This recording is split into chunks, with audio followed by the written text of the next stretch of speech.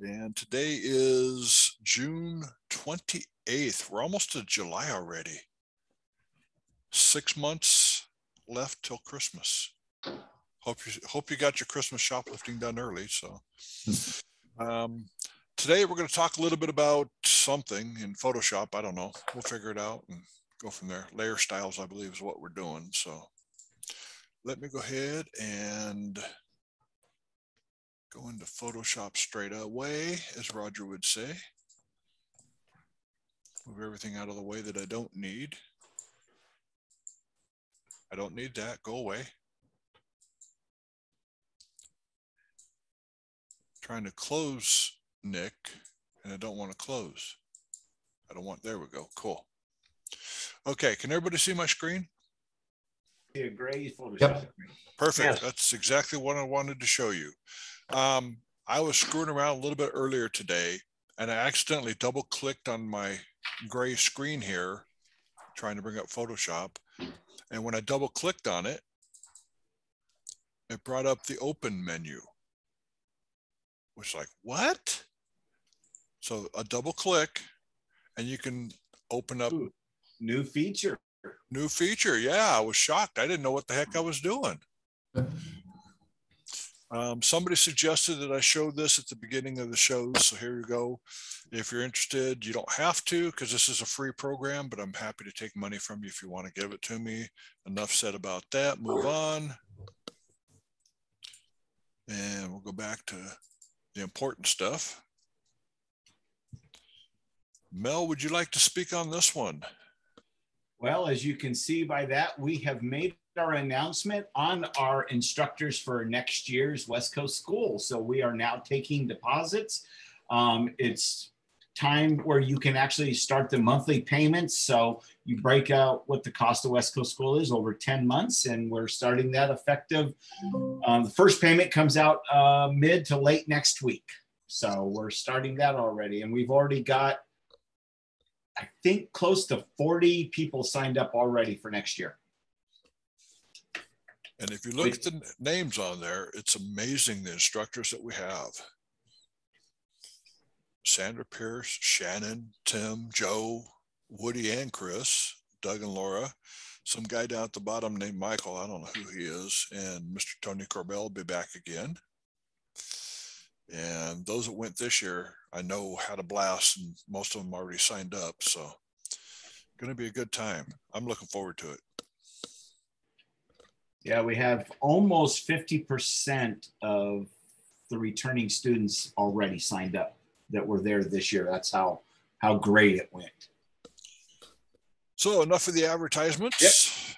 We'll get on to good stuff. And I got the spinning wheel of death already, and Photoshop just shut down on me.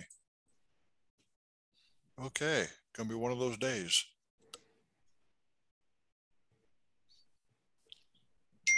Photoshop back up and running. For some reason, Photoshop and Zoom just don't like to play with each other.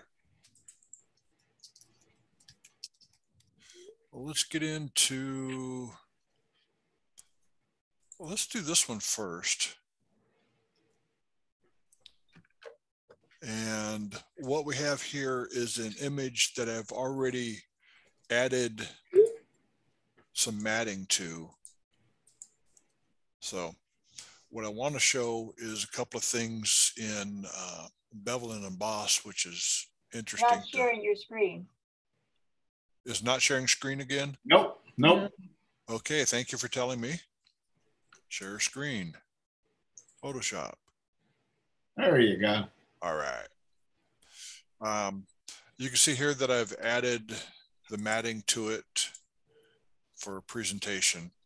So let's get into some of the things on Bevel and Emboss. So I've already got the Bevel and Emboss in there. So if I turn it off and turn off the drop shadow, it kind of takes care of the matting there. If I double click on Bevel and Emboss, you can see that it's inner bevel smooth. I can change it to chisel hard. And it doesn't really make a whole lot of difference.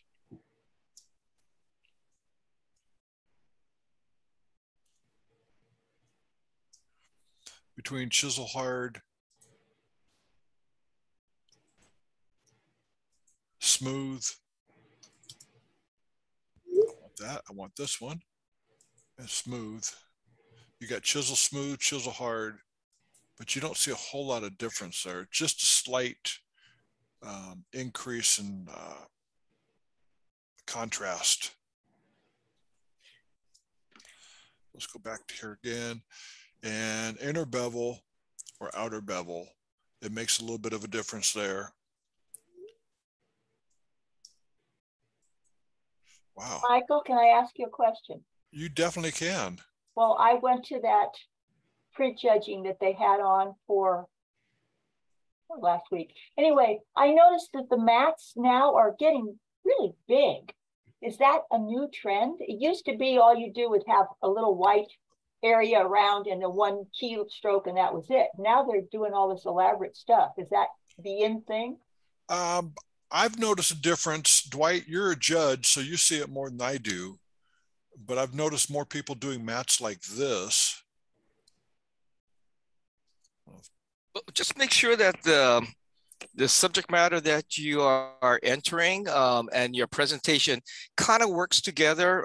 You know, like Sherry Hammond has thrown a lot of tips out there, and you know, there is no specific answer, but I think it's very subjective. You have to look at it and try to play with it. So I kind of give you a straight answer. Have you seen a lot of the mats getting bigger like this one where they're adding more details? Yes. And sometimes I think for client work and for maybe our own display, it works very well.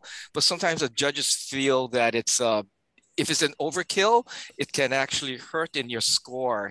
It'll be a distraction from your main subject. It should be just there to accent or just keep your attention within the main composition. Yeah, thank you. But I noticed it seems to be increasingly more where that border is. Well, I think as people learn new techniques and new things that, you know, they're using it to enhance and upgrade, you know, the images from a presentation standpoint. I have another question. I have a question. So your light is coming from the left, and I noticed that's kind of how you set up your frame. Did you do that on purpose? Actually, that was an accident on this one, but it worked out well. You should match your lighting to your frame. Okay, thank you. Most definitely. This one just a happy accident, and I didn't have to change it, so I was happy. Once you get your bevel and emboss up, then what you can do is you can go to contour. Let me make it so you can see the corner a little better. And with contour, right now, the contour that's there, turn it off, come on. God, this thing's running really slow today. If you hit anti-aliased, which is right up in this area right here, a little checkbox, it will make your edges a little bit crisper. And then you can add a contour to it as well.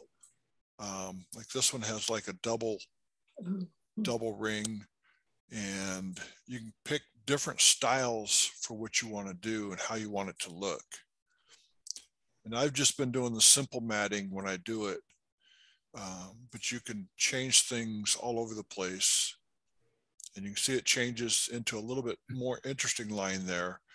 But again, the more you add in, the crazier it gets. So be careful. If you get too crazy, the judges are going to say the matting is really wonderfully crazy, but the image is lost because of the matting. So, so let me get rid of that really quick. Hit Command W to get rid of this. Don't save. I don't even need to do that. Double click on here and we'll go to paper. And this paper was taken off of Adobe Stock, and you can go to Adobe Stock. You can see it's got the lines running through it, saying Adobe Stock. You can barely see it, but it's still there. Once you decide you want to use it, then you can take the lines off by purchasing if it needs to be purchased, or whatever Adobe needs from you. What I'm going to do is I'm going to use a text tool, and let's go ahead and just type something really intelligent like Mike is smart. Everybody agrees with that? I guess not. Crickets. Oh, are you talking to us? A couple of different ways to get to the layers styles. One is click on effects down at the bottom of your layer panel, FX or effects, and you can go to blending options. Or two, you can double click in the right side of your layer that you want to put that on, double click, and it brings up layer options. So right now it is set to normal mode, 100%. So if I click on drop shadow, it gives me a drop shadow. So I'll start with drop shadow just for fun. You can move the drop shadow angle in the layer style panel up here, or you can increase the distance and spread, etc. You can also click on your drop shadow on your image and move it around so it does the work for you. So if you want the light coming from the upper left, you move it so it's upper left light or upper right. So that's a quick shortcut to save you a whole lot of work. You can do a spread, a little bit bigger spread, which makes it a little bold. So we don't want that, a little too bold. You can do size, which smooths it out, which to me, that's backwards. Spread should be size and size should be spread. But anyway, enough of that. I'm not going to argue with Photoshop. They got it and it works. You can also do a contour with that as well. So if you want to do a funky drop shadow, let's make it a little bit bigger. Nope, other one. And then do your contour, anti-aliased, of course. And you can pick out what you like and do different things. In fact, what we could do is do that one. And then we're going to go up to blending options, take not the opacity, but the fill opacity down to 0. And you can see that it made the whole interior disappear. So on blending options, you have fill opacity, but if I took the regular opacity down to 0, it would take away the stroke and everything. So the fill opacity is what gets rid of the inside. And then you have your drop shadow that you can play with and do whatever you want to play with.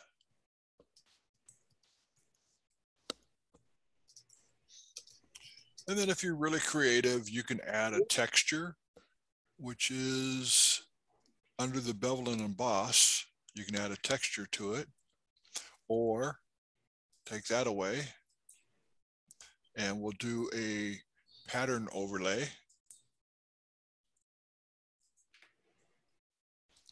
So let's make this a little bit bigger. So I'm going to go Command T.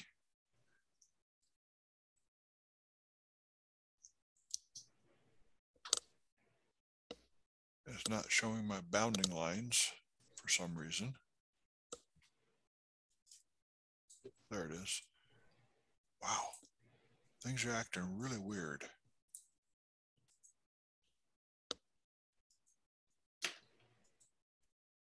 There we go. Make it really big so we can see it. Lock it in, and we'll go back in here again. And we'll do a pattern overlay. That's a funky looking pattern overlay.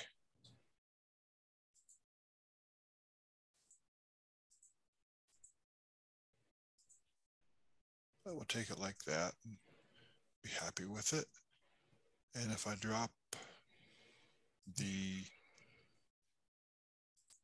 blending option. And then we can do a color overlay to make it green so it looks almost like camouflage. And now it really stands out that Mike is smart.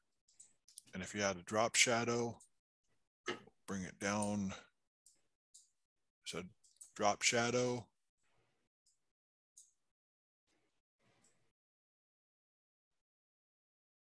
Wow. Now when things are not working at all, things are not working. So I can't move my drop shadow now for some reason. I don't know why. So I'll have to do it the old-fashioned way. And then you can do your bevel and emboss and hide it that way.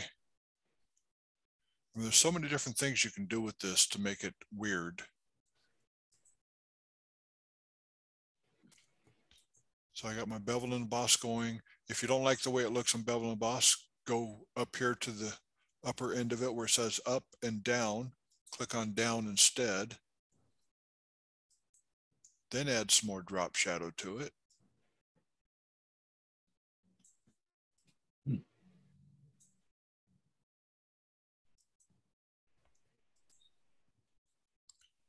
And then you can just keep playing with things. Contour, do that again. And as you play with these, you can see that it changes everything for you. It just kind of tweaks things a little bit. And then you can adjust it however you want it as well, using the range here. So full blast at 100%, all the way down to 17%.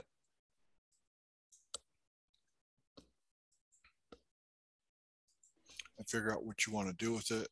We can do a texture again.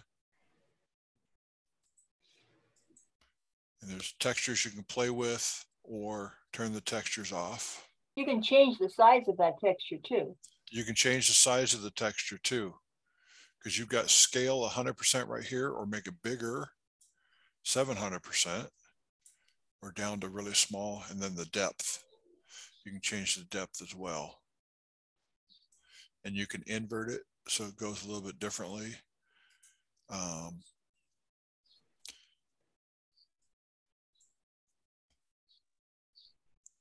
then of course, there's the stroke. So let's go ahead and cancel out of that. And we'll put a stroke on there. I'm going to do the same thing again. So we'll hit double click here. And we'll go to stroke. And Mike is smart. I like that. Pick the color that you want. Let's emphasize it bright red, because that's a color that gets the attention of people. And I'm sure that Joe Glida talked about that in his class, how red is the attention getter. And blend mode you can change. Darken, obviously. Lighten's not going to work because it's lighter than everything else. Do overlay. You can change all your stroke settings and play around with that. Let's go back to normal. And I wanted to show something on the stroke. So let's go ahead and cancel that. And let's do a new image real quick, 10:8, fill it with white. And I'm going to go M for the marquee tool, make another thing, and hit Command J. So that should bring it up on its own layer, which it did. We'll double click on that to bring up our stroke again. And what I want to show is the difference in strokes. Right now it's set to inside at 5 pixels. If I make it like some people do for their images, it looks horrendous like that, but they put a big stroke on there thinking that it accentuates. Normally between 4 to 8, depending on the size of your image when you're making it, is what you want to do for your stroke. Let's go to the corner again. That's an inside stroke. Here is an outside stroke, and you can see that it's rounded on the outside. The whole edge is outside and it's rounded. It strokes right at the outside edge of what you have going on. If you do a center, it's rounded, but not quite as much. And it's right on the center line would be right down the middle of the stroke right there. And then do inside, and it's on the inside edge of there.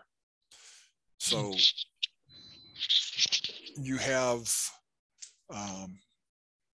the sharp corner, which is what you want for your presentations when you're doing image comp, but also for other things that you're doing. You may want to change it to center or to outside. You can change the opacity of your stroke, so it's just barely visible. So change the opacity. I have no idea what overprint does because I've never used it before. Fill type obviously is going to be color, but you can also do a gradient stroke as well. Let's see if I can find a gradient really fast. Let's go to basics.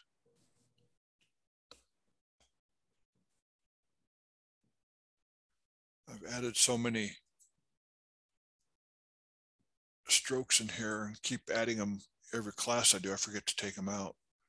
Let's go to purples and we'll do that one. And you can see that the color changed purple to blue, back up to purple again. If you want to change your stroke colors, it's easy to do. Go to oranges, and this one looks like. And you pick out the one you like and just play with it, and there we go. Big, nice stroke for a sunset or a tequila sunrise, whatever makes you happy. And if you want to emphasize one of your images, you put the stroke around there and make it big like that. If you want to do it for print comp, don't do that.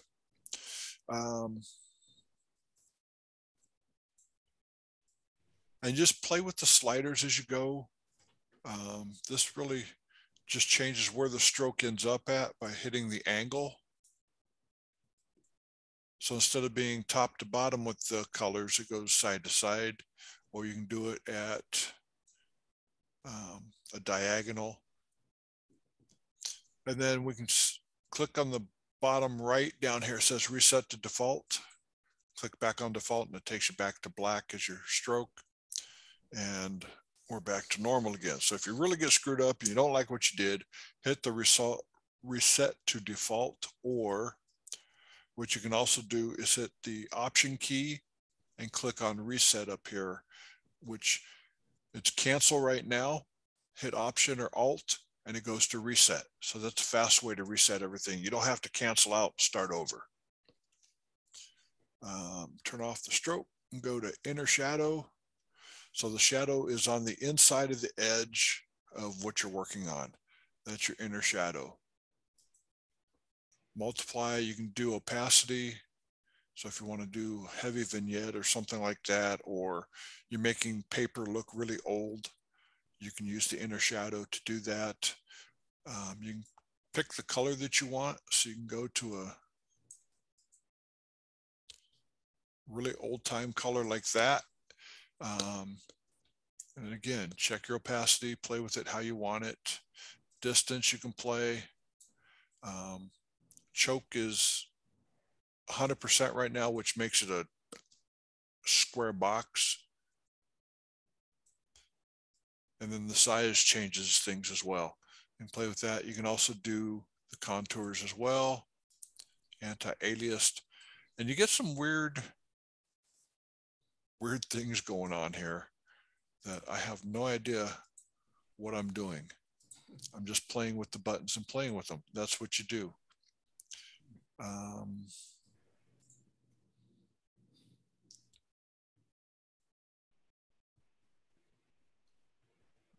That's on inner shadow. So let's turn off inner shadow, inner glow. Right now it's set to screen mode and white. Well, white on white, you're not going to see anything. So we'll go to multiply and we'll change it to a little bit of a red color. This is the inner glow. Right now it's set to 35% opacity. Bring it up to 100%. You see a little bit darker there. The choke again will make it thicker like a stroke does. The size makes it bigger. So if you want to put your type in the middle of that, you can do that as well.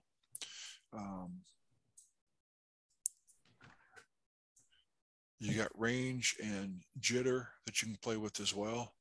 And if you don't like what you did, click reset to default and it's gone back again. Satin, I've never really played with. I don't know what it does. So I'll be honest with you, I don't know. You don't like the color that you had, you can do color overlay and pick out a different color. You can set your opacity. So if you want a darker green, you got to click OK first, I guess, and then drag it over. I still don't like that color. Let's go up to something that's less obtrusive, like slime green. There we go. That's not obtrusive at all. And you can set your opacity and you have your block there. Gradient overlay, you can do the same thing again like we did earlier. We talked about that already, but you can do that with your overlays as well. So you can change the color of your overlay and make some fancy stuff going on. These are all presets. You can make your own as well. You can change it from linear to radial, angled. That's weird. Refracted and diamond. Diamond's pretty cool. You can do some cool stuff with that. And again, you can drop your opacity down. You can keep your opacity up. And pattern overlay, we showed that a little bit. That's a funky looking pattern there, but there's patterns in here and you can also make your own pattern. This one would be cool for an overlay and then drop it to an overlay mode over the top of an old time picture to make it look really, really old. That would work as well. Outer glow. I've used this for my images with, let me bring one up really quick.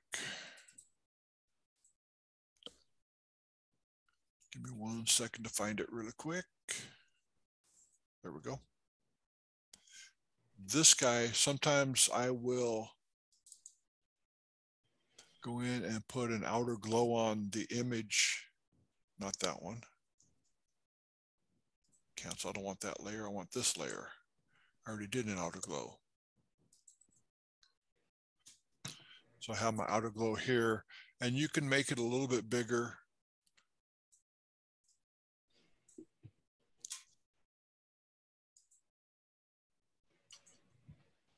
And it's not showing up for some reason.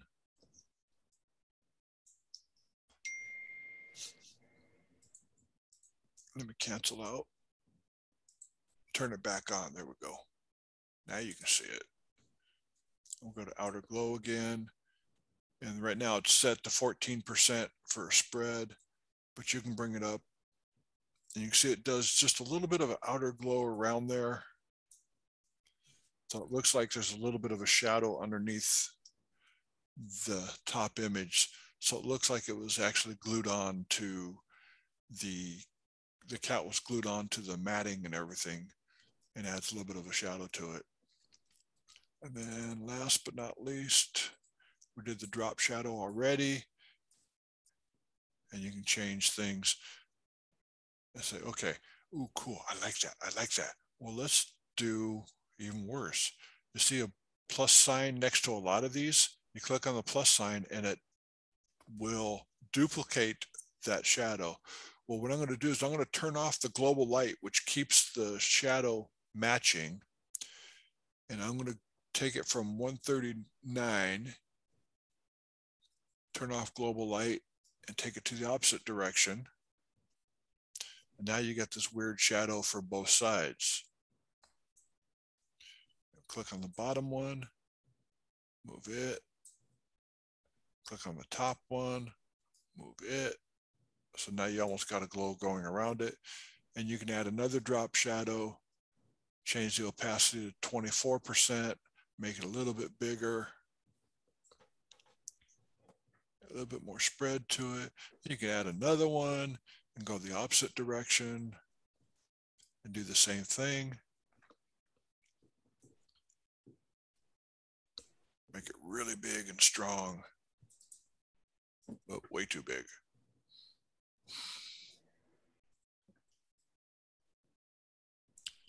You can go up to 10 additional drop shadows or gradients or overlays or inner shadow or stroke, and just keep adding on to things. So let's turn those off, turn off, turn off, turn off, turn off. We'll do a stroke and it's set to black. I'm going to do a second stroke. I don't know if this is going to work because I've never done it before. Change it to red.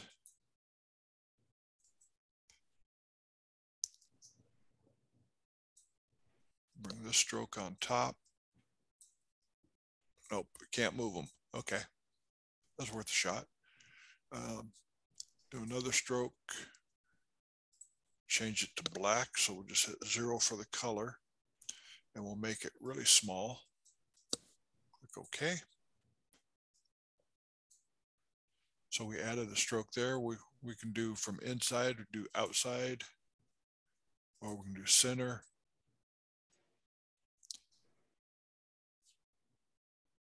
You can change the opacity down so it's more of a gray versus a black. Blend mode doesn't going to change because you can't do lighter. It has to be either multiply or darken. So you just get in, you play with the blending modes and see what you can do with different things and have fun.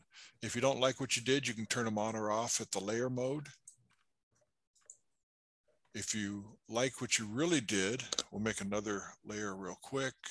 I'm going to delete this, take it in the trash. So I have a layer mode on layer 1. Layer 1 copy has nothing. Well, I want to copy, let's add another one anyway. Let's add a stroke.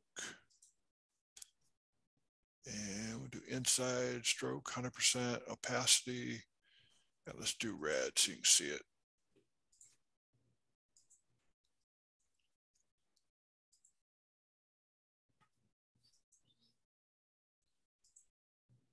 So we have a red stroke.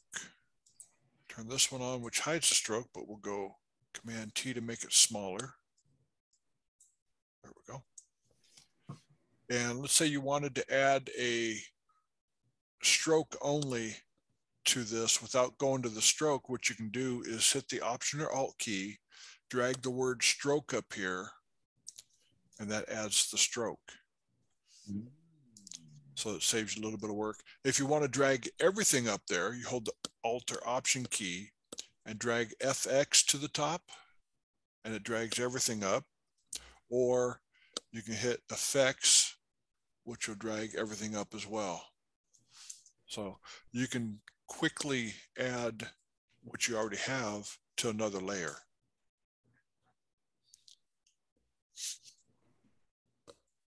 Any questions on that stuff?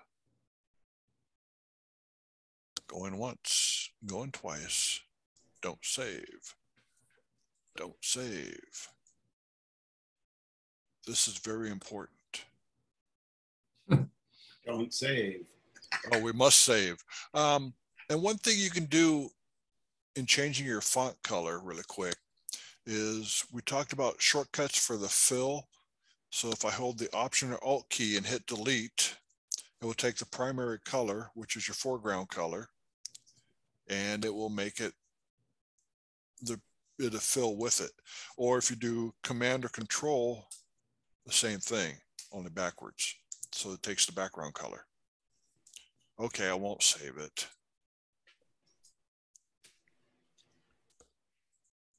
Stop sharing. Any questions on that? That was a fast and furious flying through there.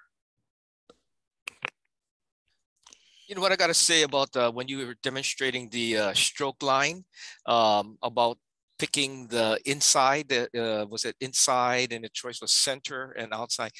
If you're doing your image competition, always pick the inside. As Mike mentioned, make those edges sharp, the outside edges especially, because there are times when we're looking at images and the stroke line, we see a little roundness on it, and it can actually hold back a score because of something very, very small. And it can actually hold you back if you're getting into the image of excellence judging, if they're being really picky about it, especially in the master artist competition. Be very careful about that, because I've seen many images not advance because of something a small mistake. And it's not a written rule anywhere. It's just what judges are used to, and that's what they see. So that kind of ruling came around is, do you remember when we printed actual paper prints on 16 by 20, and we had the chart pack to strip to do accent lines? I don't know if you remember that we had the chart packs, and those were always hard edged, and we didn't have the ability to make roundness. And it kind of, I think, came a norm to accept or look for the clean, sharp edges. definitely. And you can see the sharp edges as well. In fact, let me go back to share again. And share screen, Photoshop. So what I'm going to do is I'm going to turn off that particular layer. Better yet, no, I'm not. I'm going to turn off those guys, and I'm going to put a blue stroke on there. So I'm going to double click on effects again, go to stroke, color, pick my blue that I like there. And you can see that I have, should be inside. Let me double check on it. It is inside. If I change it to outside, it just went sharp. Why is that? And inside went rounded. It's like it's inverted for some reason. Go back to default. Wow. Okay. Something is wrong with my Photoshop. No, I think it's because that layer is, like you said, was inverted. So it's actually doing the outer edge of the... Oh, it's doing the inner edge, actually, because I'm on... Let me click OK. I'm just on the accent layer there. So it's doing in and out. So, you gotta look at what you did and figure out why it's screwing up. And I screwed that one up. So blame it on me.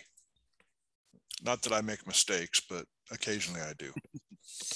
Not. Mike is smart. Okay, I'll turn off the recording so everybody can ask their questions.